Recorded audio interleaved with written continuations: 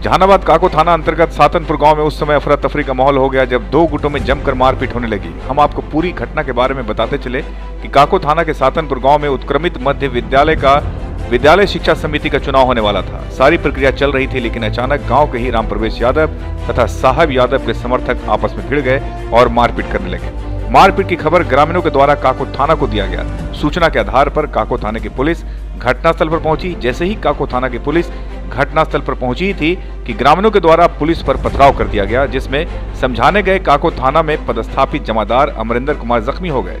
जब इसकी सूचना थानेदार संजय शंकर को हुई तो अपने दल बल के साथ घटनास्थल पर पहुंचे, लेकिन ग्रामीणों के द्वारा लगातार पत्थर चलाया जा रहा था, जिसमें काको थाना अध्यक्ष संजय शंकर, काको थाना में पदस्थापित सैप के जवान घायल हो गए।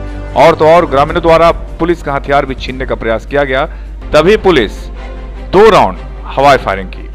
घटना की सूचना मिलते ही अनुमंडल पुलिस पदाधिकारी प्रभात भूषण श्रीवास्तव, इंस्पेक्टर सुरेश सिंह अपने दल बल के साथ घटनास्थल पर पहुंचकर स्थिति का जायजा लिया और खबर प्रसारित होने तक इस घटना में शामिल एक व्यक्ति को पुलिस के द्वारा गिरफ्तार किया गया।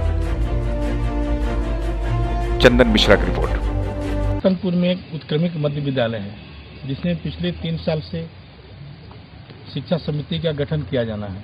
शिक्षा समिति के गठन को लेकर के वहाँ 2 गुट आपस में हमेशा तनाव बनाए हुए हैं। उसी क्रम में आज जो है पूर्व निर्धारित कार्यक्रम के अनुसार शिक्षा समिति का बैठक का आयोजन था, जिसकी सूचना उत्क्रमित मध्य विद्यालय के शिक्षक जो है दिए हुए थे।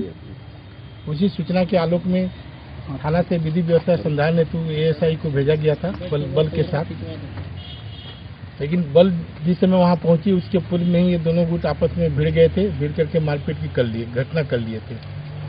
जिससे ही पुलिस वहां पहुंची उस समय राम प्रवेश यादव के घर पर दूसरे गुट के लोग पहुंच गए। वहां जाकर के ईंटा पत्थर चलाने लगे।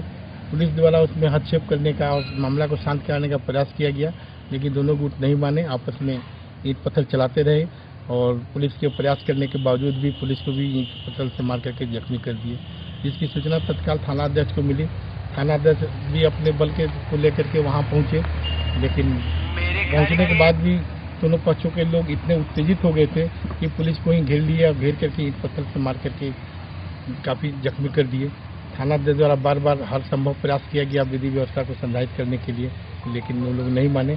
तत्पश्चात थाना अध्यक्ष को महसूस हुआ कि जो उपद्रवी तत्व हैं उनके द्वारा पुलिस के बल पर प्रहार करते हुए उनके अज्ञात को भी छीनने का प्रयास किया जा रहा है। जख्मी तो कई लोग हो ही चुके थे। इसी क्रम में अंततः उनको अपने बल को 2 चक्र फायर का आदेश दिया गया और उसी क्रम में कितने लोग घायल हैं सर? पुलिस के 2-3 कर्मी घायल हैं। थाना अध्यक्ष सहित घायल हैं। इनका इलाज कराया जा रहा है और जो घायल पुलिसकर्मी हैं उनके बयान पर दोनों पक्षों के विरुद्ध प्राथमिकी दर्ज की जा रही है। गिरफ्तारी भी हुई? अभी गिरफ्तारी नहीं हो पाई है।